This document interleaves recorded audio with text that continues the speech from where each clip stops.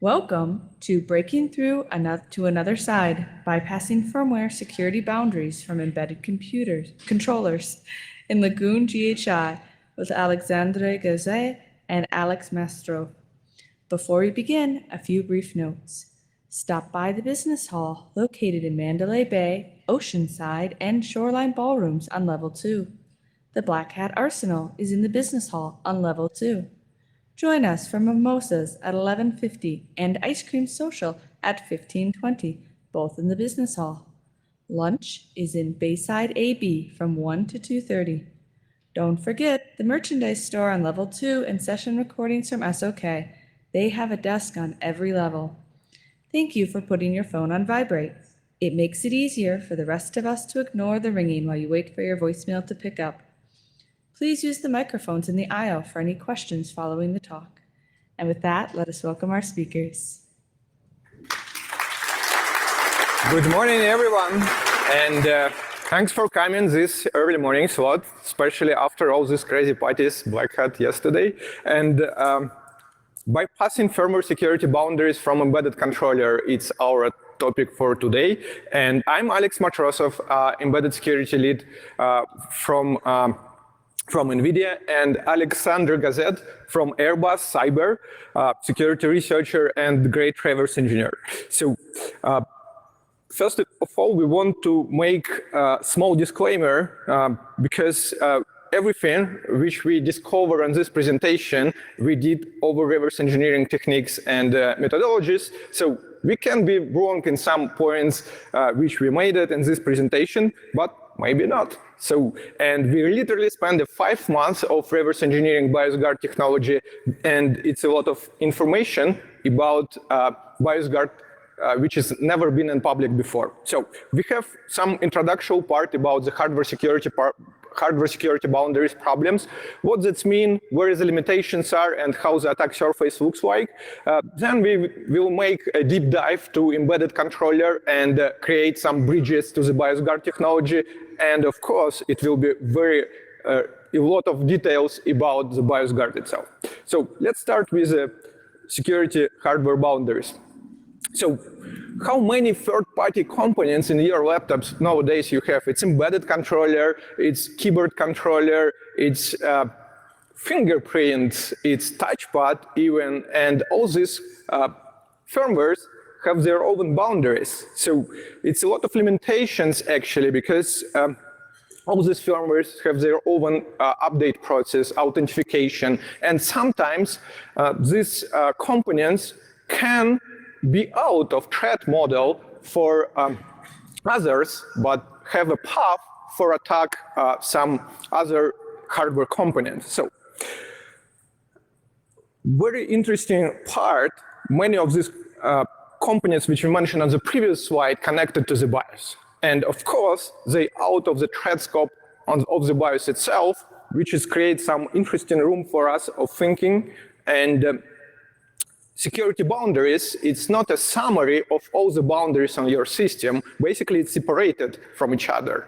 And of course, if you can break, as example, TPM, and TPM communicating very closely with the BIOS for a lot of security features, then you can basically break these security features from the TPM.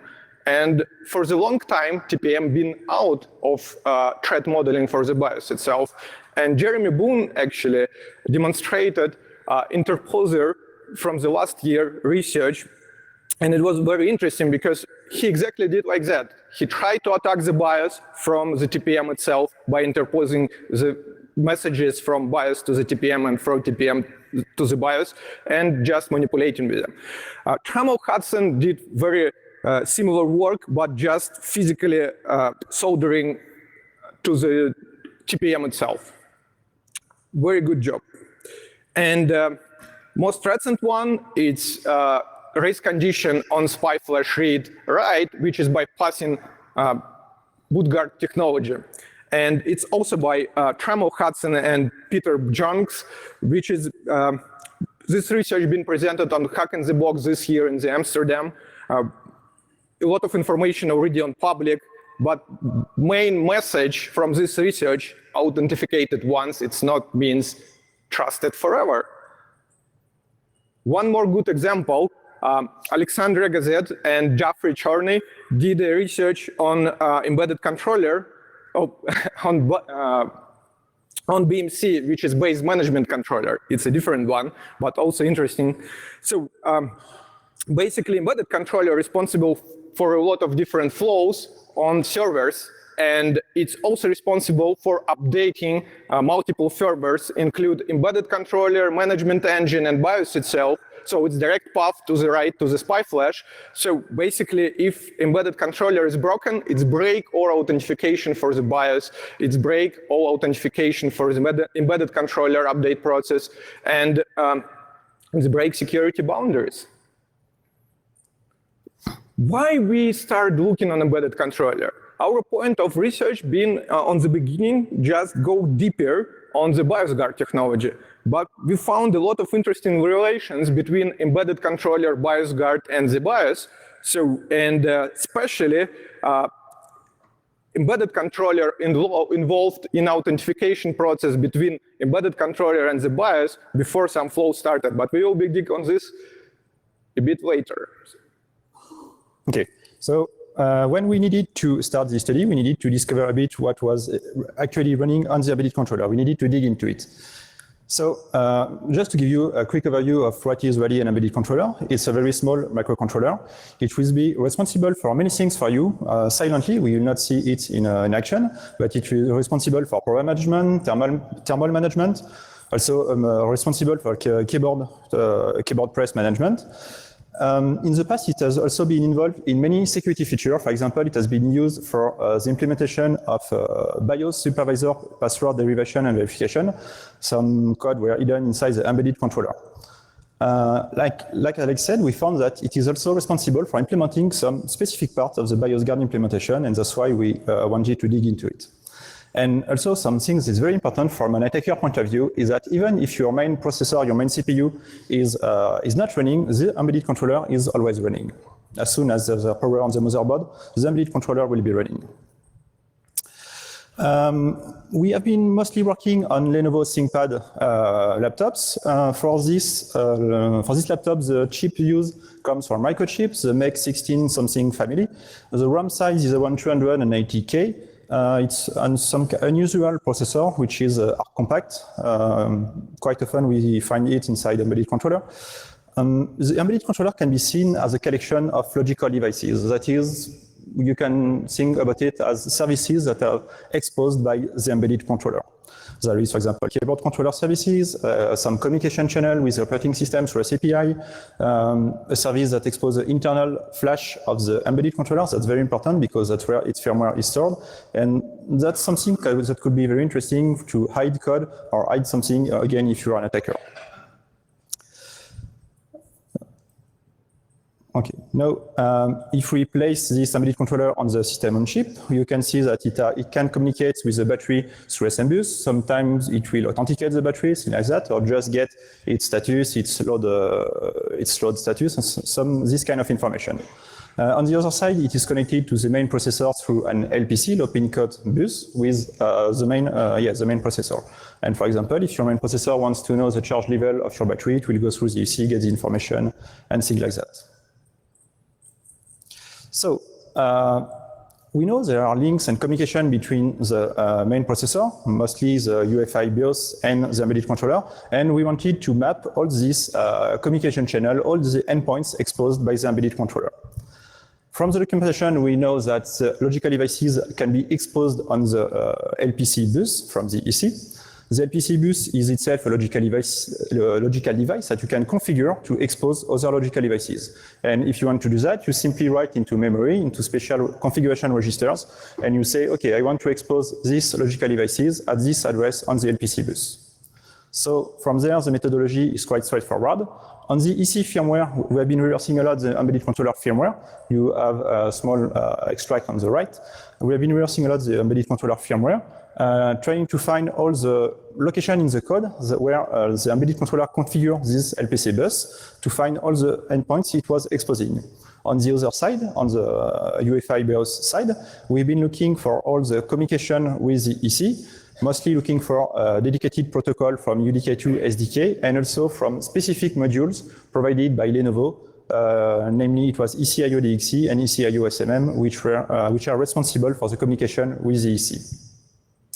So once you do all that work, you're able to precisely map all the logical devices that are exposed to the host and how you can communicate with them. For example, if you want to communicate with logical device number 2, which is ACPI EC0, communication channel 0 with the ACPI, you will simply talk on IO ports 62 and 66, basically.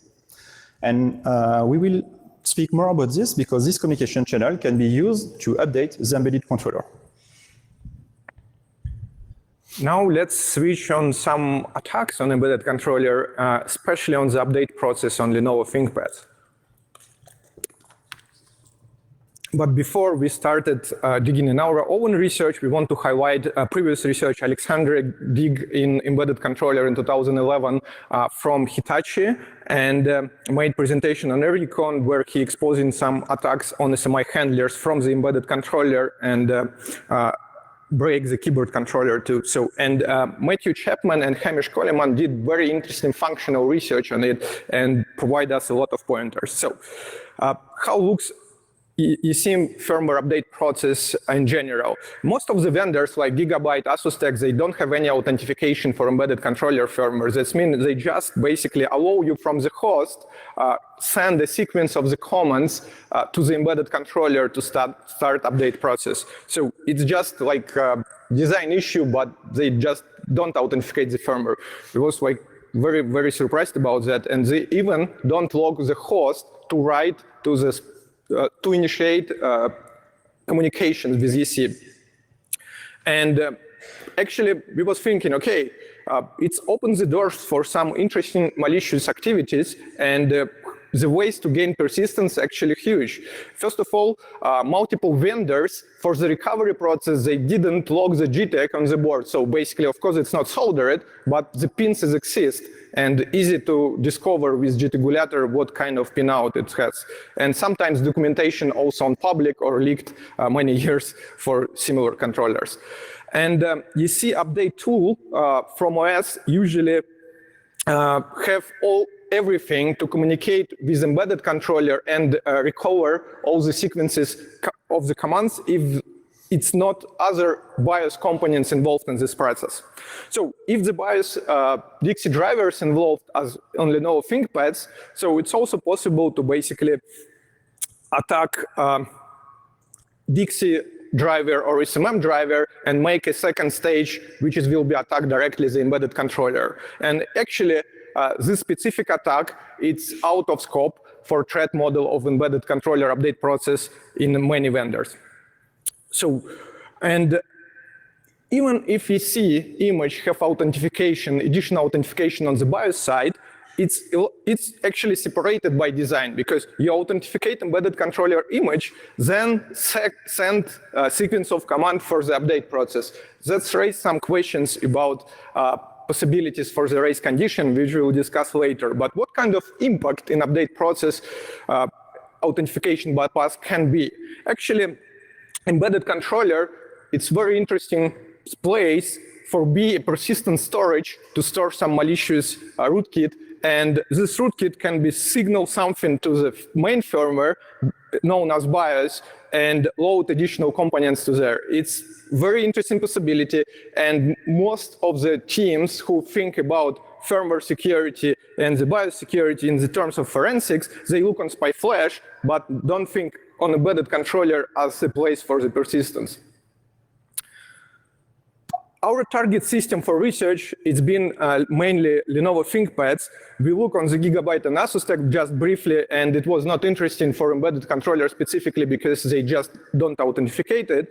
And we think like, okay, let's take one which is used in enterprise, and P40 and P50 was our main target. So for P50, it's newer chip from Microchip 1653, and update tools basically only initiate update process for AC, but BIOS actually have full responsibility for flashing.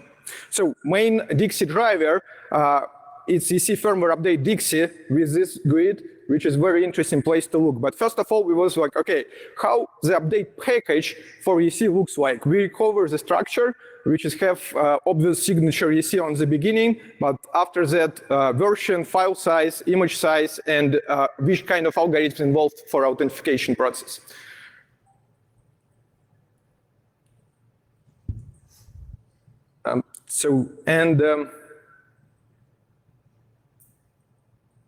Next slide, actually, we have Lenovo FigPart update process, which is starting from operating system with TDK Phoenix framework and continue on SMM driver, which is basically make verification first and then the function responsible for flashing update to the embedded controller itself. And we cover interesting messages on update tool from operating system level, and this tool actually have some comments. This system-wise EC firmware update is unsigned.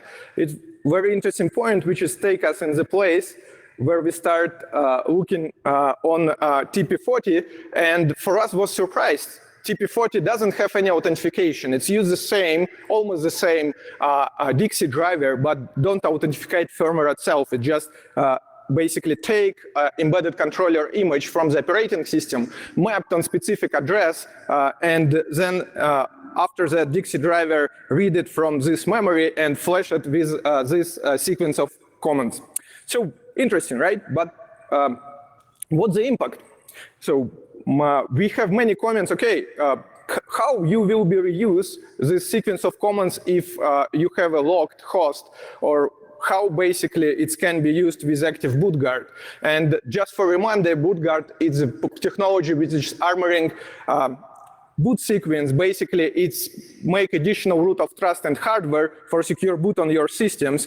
And if you want more information, here is a link. But main interesting point, the boot guard doesn't cover all the Dixie firmware volume on the P40. And there is a driver which we've been looking for. And this driver, it has actually everything to flash embedded controller firmware. And I was thinking, okay, what if we just reuse this driver from UEFI shell? And this particular part was open additional possibilities for the supply chain attacks. So, but okay, but what if we use this driver and patch just one command in P40 for basically avoid the authentication and take only the flash part for embedded controller? So let's try look deeper a bit how the signature check on P40 looks. It's take update image, mapped OS update tool, basically update image mapped to specific address from OS. Then it's validation for verification the image is correct, and secure flash, it's specific public key in the capsule update image with full firmware includes the BIOS. And it's basically mapped by Dixie driver to the hop. Hop is specific runtime structure, which is kind of a list with the structures, objects inside the BIOS runtime.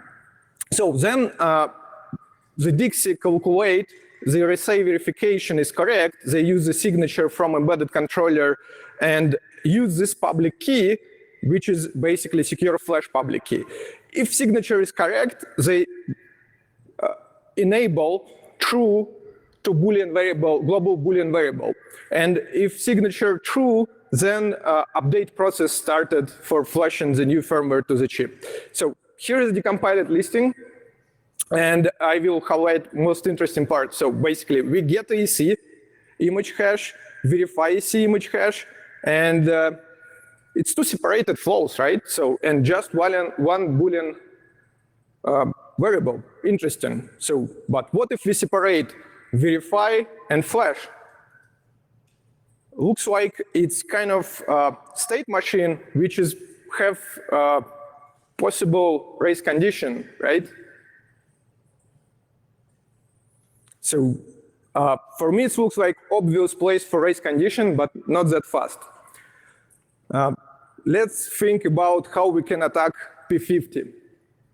And P50 actually have a stronger security boundaries, and especially boot guard working correctly. That means we can't, without disabling the boot guard, attack from the UEFI shell and reuse the Dixie driver. So let's try harder on P50. So host flash access needs to be enabled. First of all, Lenovo make it host write and read from the host locked. And for unlock command, it's used like just simple sequence. So we need send this sequence and with a static password, which is shared between BIOS, Dixie driver, and DC. And after that, we unlock the possibility to write. Easy, right? And what if we just replace the sequence? So because also we have a static password, you remember maybe one of the first slides where we're talking about the connections between BIOS and embedded controller, ephemeral value. So in Lenovo, it's static. So basically, this static password is just hard-coded in the Dixie driver and easy to recover, and it's sent just to command to unlock the host, right? So can we basically just easy do some replay attack? Unfortunately not, because it's some additional bit set to lock embedded controller before update will be started. And basically this lock on early stage BIOS, then BIOS rebooted on reset vector and only start update after that. So authentication no more possible on EC without reset, basically.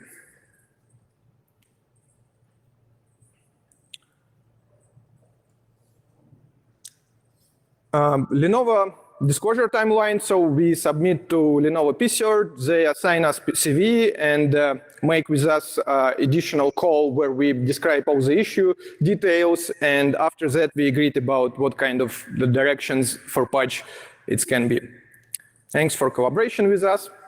And we see takeaways. So where we was looking on the BIOS guard, ephemeral value authentication is static. So basically not very hard to reply this stuff. Can be abused in some scenarios when EC rootkit has possibility to be involved. And we think EC BIOS guard ephemeral value support for this laptop lines, it's not fully implemented, or it's just like try to save some time on this update process for performance reasons, we don't know. And boot guard does not fully protect from rush update in runtime, as we've seen on the P40 in some cases. And what the BIOS guard would have a change? So let's make a deep dive to the BIOS guard technology. And BIOS guard technology actually very interesting because this technology been introduced from the Broadwell lines, and especially it was mostly have some marketing information from Intel, but not a lot of details. So rationally, BIOS guard, it's a technology which is armoring spy flash and try to remove responsibility from SMM for write and read to the spy flash to something else. And here it appears like multiple components of this technology will cover on our talk. And main thing, they remove write and read to the ACM model. So BIOS guard known as a platform flash armoring technology. And yeah, it's basically control access over ECM, and PCH logs the spy flash access, not rely on the PFAT. So BIOS authentication mostly embedded an ACM model, and actually ACM model for BIOS guard is encrypted by microcode. And it is a game over for malicious updates. It's an interesting question because the technology is super complex, and you can see on our next part of presentation how and where it can be misconfigured. So Also, we have multiple components involved for the security on the Intel platforms. And interesting thing, all these technologies and features is disconnected from each other. Think about boot guard. It doesn't communicate with the BIOS guard or verify each other at all. So it's totally separated features. And when the BIOS guard involved in the boot flow protection, it just transfer control to the next stage, to the secure boot.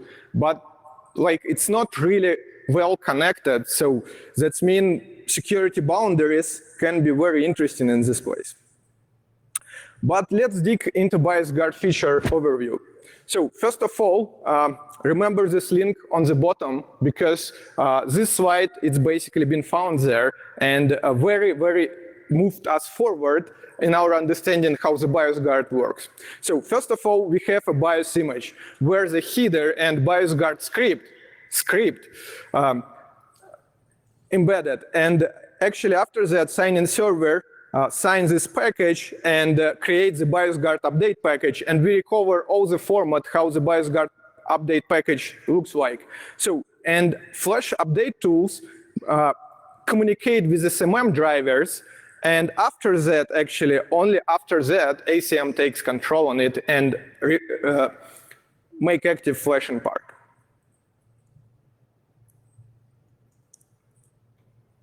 So, Lenovo ThinkPad PFAT update process use Lenovo TDK tools, of course, and Framework have a pretty similar model. When it's mapped on specific address, the BIOS image, trigger BIOS guard tool over SMI handler, which is work with a CPI.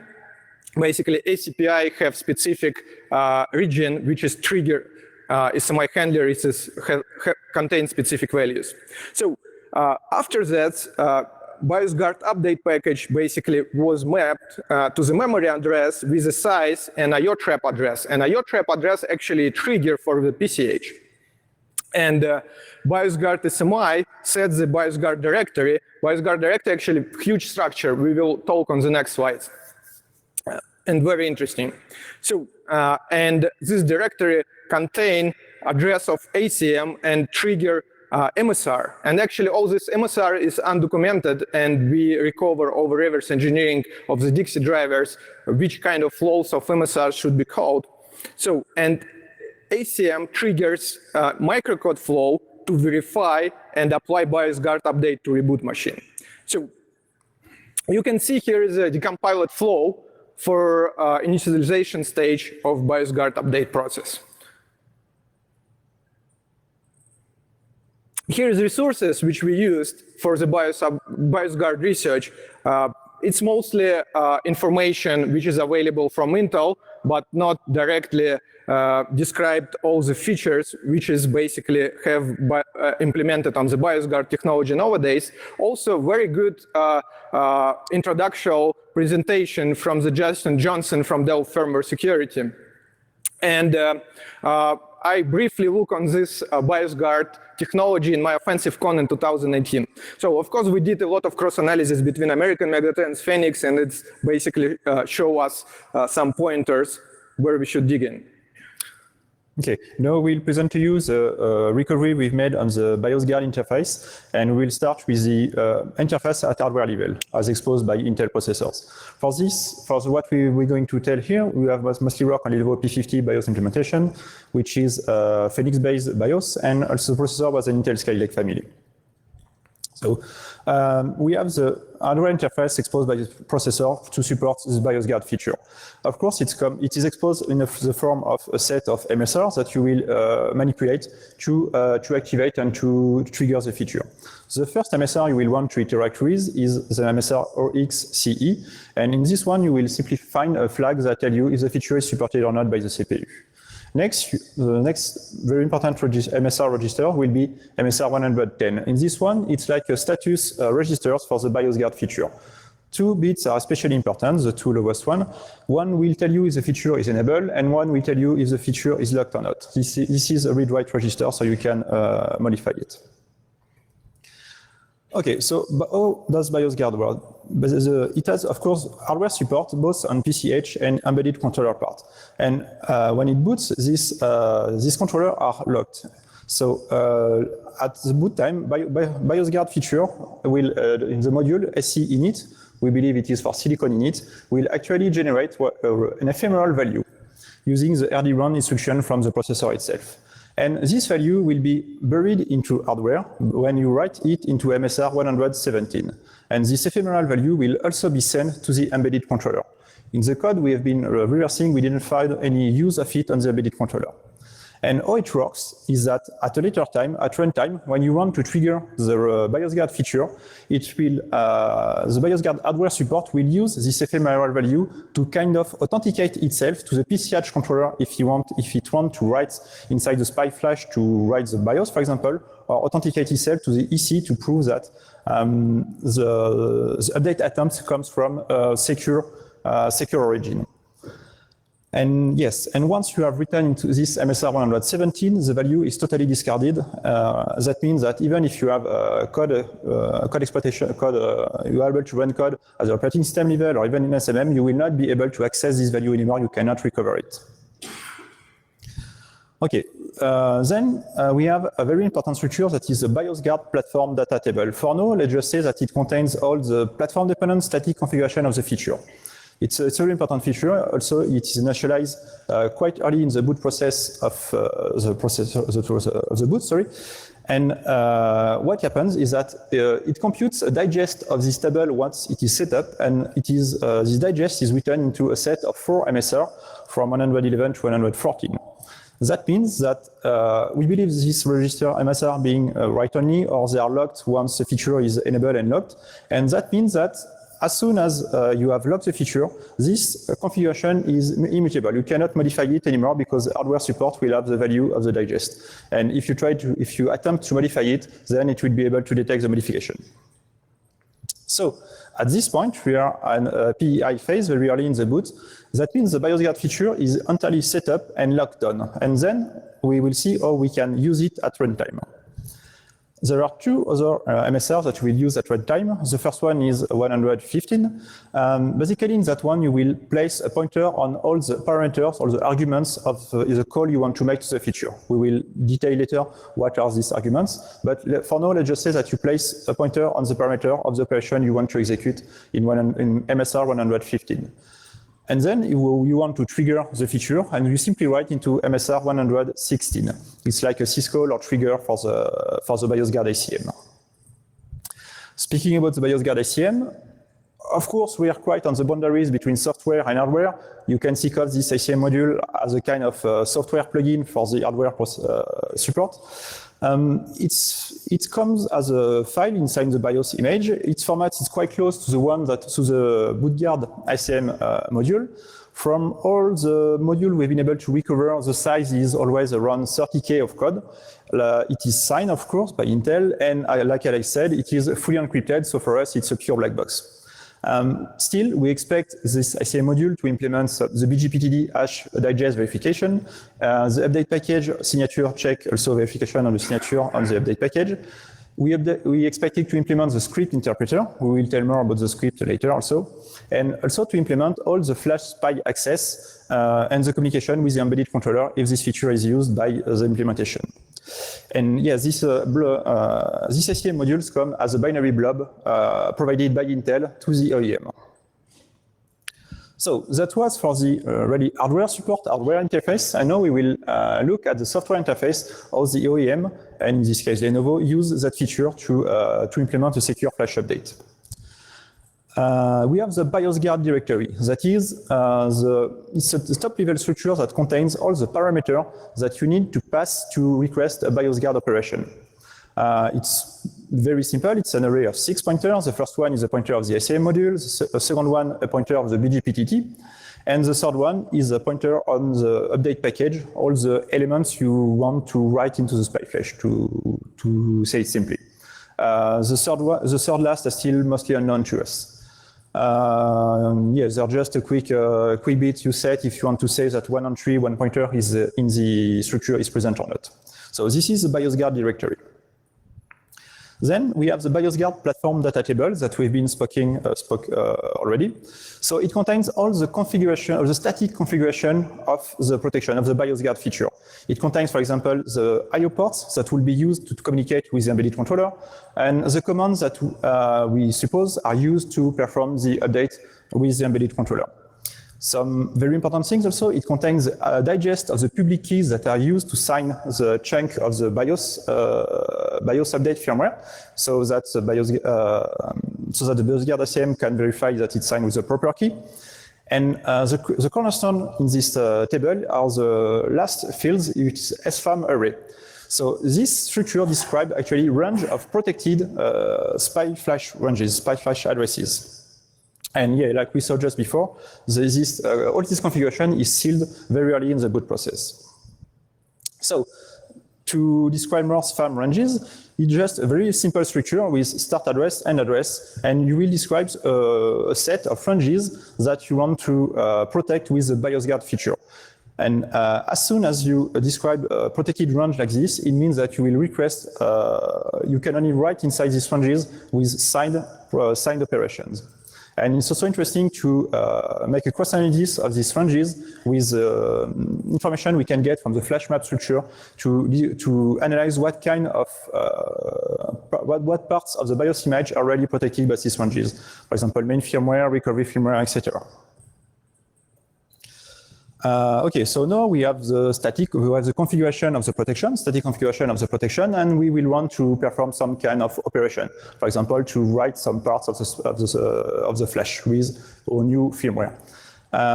We will build a BIOSGuard update package, which mostly contains 4 elements. First is a header, then a script, then the buffer, that is the data that you want to write into the flash, and then at the end, the cryptographic material. Basically the signature, of course, of the buffer that is come just before. Like Alex said, the feature, you invoke the feature with some scripts. Scripts can be templated for signed or protected operation or dynamically generated at runtime by a dedicated module. We can find all the templates that are used by the BIOSGuard implementation from Lenovo in a dedicated structure that is appended at the end of the UEFI image. So we have this IPAC directory. It comes from simply from the magic of the structure. So we have this directory that allows you to find all the files that are used as a template. The file that's in the green part and the directory is at the very end in purple. So we have been reversing this structure and we are able to dump all the files that are described inside this. The first one is emg.org, basically just the main UEFI image, the main update that we want to write. Then we will have pub head, basically a template for the header, pub scrp, which is a template for the script, pub cert, which is a certificate. It's a template embedding the public keys and the signature of the chunk we want to write. And pubsign is a big file. It's just a collection of all the signature for all the chunks of the main images. And all the dummy files, with a file with a dummy in the name, seems to come from an artifact from the SDK, and there are specific checks into the code that verify that these files are not used in production. No, okay, we found lots of templates into this IPAC structure. We will detail them a little. First, we have pubcert.bin. So like we said, it contains all the cryptographic material, mostly the public keys that has been used for the signature. It's RSA signature and SHA-2 digest. And we have a big placeholder for the signature. You have the public keys and then the signature of the placeholder. It is overwritten at runtime with the signature that is for the chunk you want to write into the flash. Then you have the template for the header. So few informations. The most critical one is the flags field. Inside that one, you have a specific bits that you have to set to indicate to the BIOSGuard ACM that the operation you are going to perform, either write or erase, is actually a signed operation. So it needs to check all the stuff, check the signature of the buffer you want to write, etc. The other field is a platform. For us, it will be Skylake in this for this laptop, P50 Skylake processor. But this platform have to be coherent between the various fields we can find. So we have almost all the elements we need to build a BIOSGuard update package. So we will have our header, The script that will be modified a little, we'll see how. Then our update buffer. The main image is split into chunks of 1000 bytes. And then at the end, we have the signature of these chunks if you request a sign operation. And like we said, we are able to build the BIOSGuard directory with a pointer at the ACM, pointer on the BGPTD, pointer on BIOSGuard update package.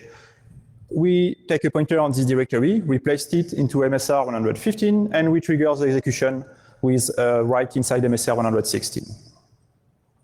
So we trigger the execution of the BIOSGuard ACM. What it will do is that BIOSGuard ACM will check some stuff, like for example, that the BGPTD has not been tampered with, check the signature of some parts, and it will start the execution of the script we pass to it.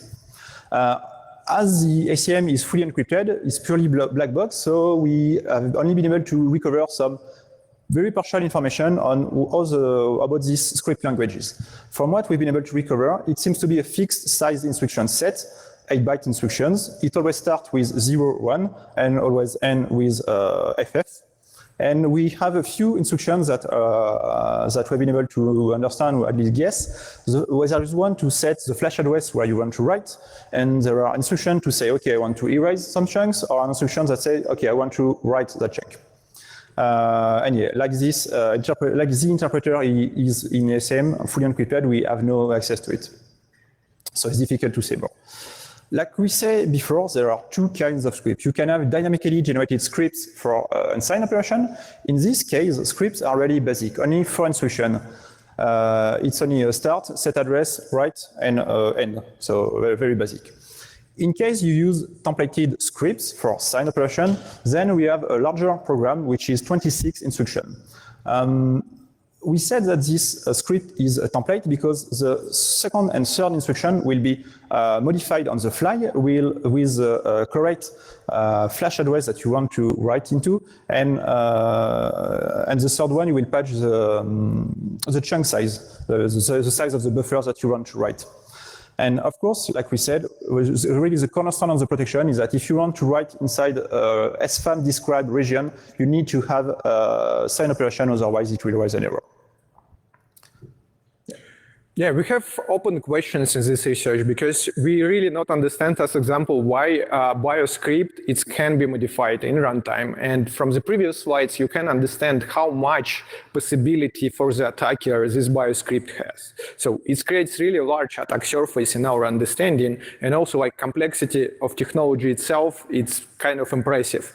Also, we was thinking, okay, ACM is encrypted, and basically, we can control when we load the ACM, and also we control the bioscript on our side. So it's actually open a lot of possibilities for the black box fuzzing for ACM itself. Even it's encrypted, we can dump it because it's actually executes on the locked hash. But we tried our best. Actually, will be described a bit later on the experiment slide. And so, not for this research, we also found a lot of interesting codes. As you can see, like bad BPDT and script syntax, unexpected opcode, all of these error codes actually can be additional pointers for black box fuzzing. And you can basically reduce the scope by understanding what you exactly fuzz and where you failed. So what kind of experiments we did? So actually, we did a lot of ACM fun, honestly. So we tried with Intel hardware debugger DCI access to ACM memory. Unfortunately, you need additional unlocks to debug ACMs on the Intel platform, and just normal ACM DCI doesn't work properly. So we can't dump decrypted ACM from the memory, but it was a good try. So we tried to replace BIOSGuard ACM on different versions of this ACM on specific platform, and it's with older versions it's temporarily breaks the laptop, but thanks God it can be refreshed and recovered, and because we just have one target platform in our research.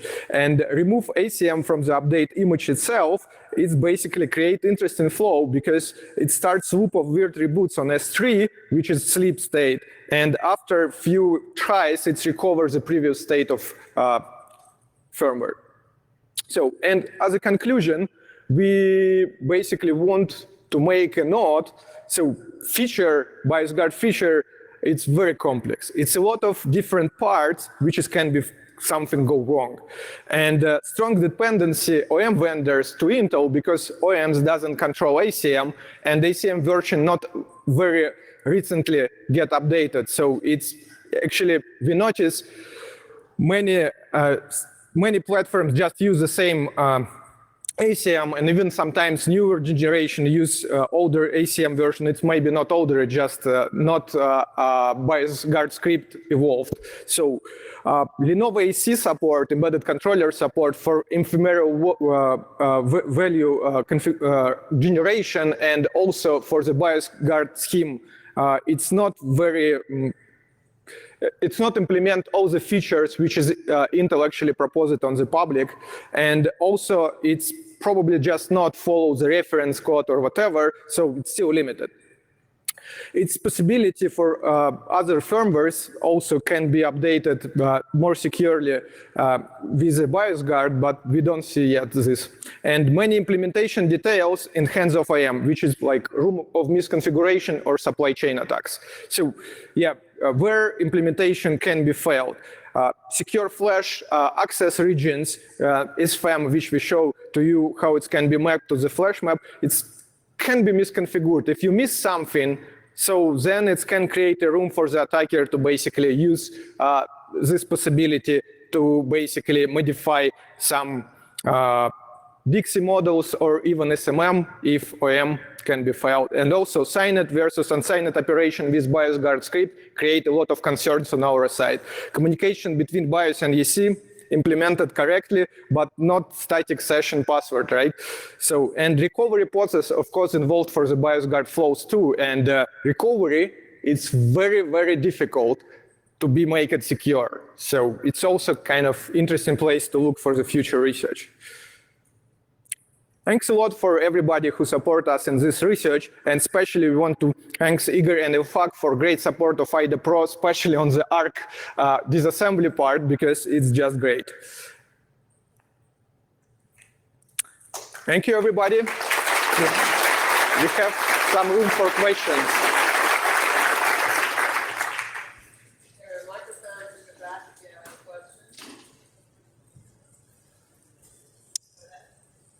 Hi, I'm just curious on how you arrived at Lenovo and if you did do any preliminary tests. Excuse me, can you speak a bit more louder because we can't hear you? Hello. Yeah, good. I was wondering at how you arrived at Lenovo and if you did any other preliminary tests with, say, Dell and HP, and if you suspect that they have similar vulnerabilities. So probably, but we don't look on HP or Dell just because we have on our, so we just use the laptops which we have on our table for as a target platforms. That's it. So it was main purpose. But answering on your question, because most of the vendors use the same practices, probably it can be same problems on the other vendors, but we don't know. You mentioned that T540 doesn't have EC authentication. No, it has. Sorry? It has EC authentication. Okay, for in the boot process or P40 doesn't have, and P50 has. Okay, but I mean in the boot process or when updating the EC? Is it which kind of authentication? Both or? Excuse me? Like for the boot chain, does it verify the EC image also, or this authentication is for when updating the EC, the firmware? Are you from Lenovo? You try very detailed asking the questions. Where is this authentication? Sorry, you mentioned that. Let's maybe discuss this later in the room with the questions, because I think it's need very detailed explanation. We will took like 5 minutes for explaining.